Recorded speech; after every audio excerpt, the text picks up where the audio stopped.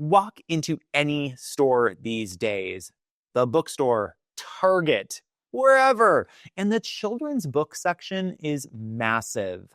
Picture books, early readers, chapter books, middle grades novels, nonfiction, graphic novels, stories about kids from a variety of different backgrounds, cultures, and experiences. Now compare that to 100 years ago.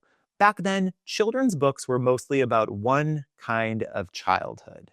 Today, we're seeing an increased amount of representation that is pretty unprecedented.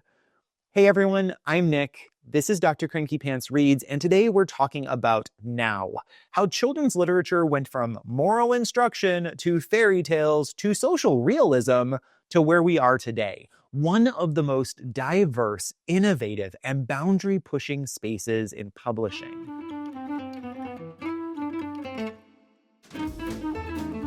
So, what's happening in children's literature right now? A lot. First, let's talk diversity and representation. This has been one of the biggest shifts in modern children's books. In the past, most kids' books centered white, middle-class, able-bodied kids. But that's changed.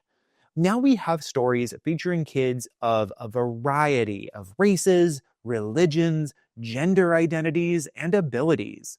Books like Front Desk by Kelly Yang, which follows a Chinese immigrant girl running a motel with her family while facing racism and financial struggles. Or El Deafo by C.C. Bell, a graphic memoir about growing up deaf.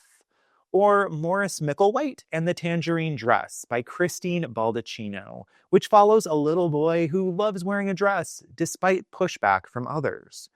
And it's not just about who's in the books, it's about who's writing them.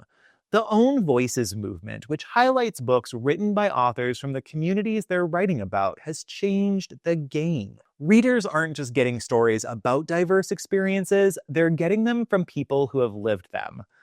Secondly, genres and storytelling are more experimental than ever. Once upon a time, children's books were mostly novels. Today, the formats are limitless. Graphic novels have exploded. Books like New Kid by Jerry Craft, Smile by Raina Telgemeier, and When the Stars Are Scattered by Victoria Jameson and Omar Mohammed are redefining what storytelling can look like. Novels in verse, like The Crossover by Kwame Alexander, are blending poetry and narrative. Some books blend visuals and text in new ways, like Brian Selznick's The Invention of Hugo Cabret, which tells half the story through words and half through stunning illustrations. And then, of course, there's social media. Kids aren't just reading books, they're discovering them through BookTube, through Bookstagram, and online communities. A book can go viral overnight, and suddenly it's everywhere. Take The One and Only Ivan by Katherine Applegate. It was popular when it was published, sure, but when the movie adaptation hit streaming services, it found a whole new audience. And third, books are tackling more topics than ever. Kids today are dealing with big, complex issues. Their books reflect that.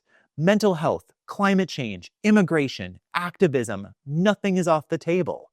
Take Wish Tree by Katherine Applegate, which tells a story about community and belonging from the perspective of a tree. It's not as kooky as it sounds, I promise. Or A Duet for Home by Karina Jan Glaser, which follows two kids living in a family shelter. Or Amari and the Night Brothers by B.B. Alston, which blends fantasy with real-world themes of race and privilege. And of course, banned books are back in the conversation. As children's literature becomes more inclusive and tackles difficult topics, some people aren't happy about it. Books like Melissa by Alex Gino, which follows a transgender girl, and Stamped for Kids by Jason Reynolds and Ibram X. Kendi, which explores the history of racism, have been challenged in schools and libraries.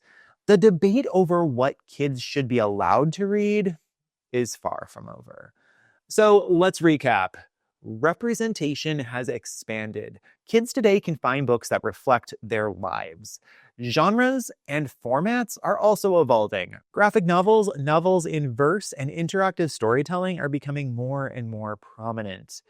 Books are tackling more complex topics. Mental health, race, activism, climate change are all topics you'll now find in children's literature.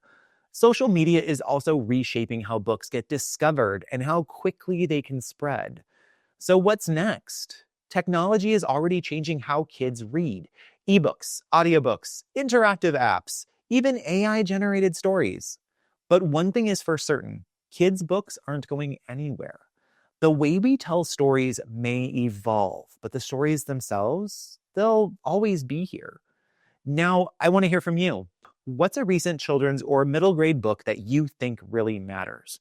What stories do you wish had existed when you were younger? And what do you think the future of children's literature looks like? That's it for this series. But if you've enjoyed this, stick around because coming up next, we're talking reading and motivation. Thanks for watching, and I'll see you next time.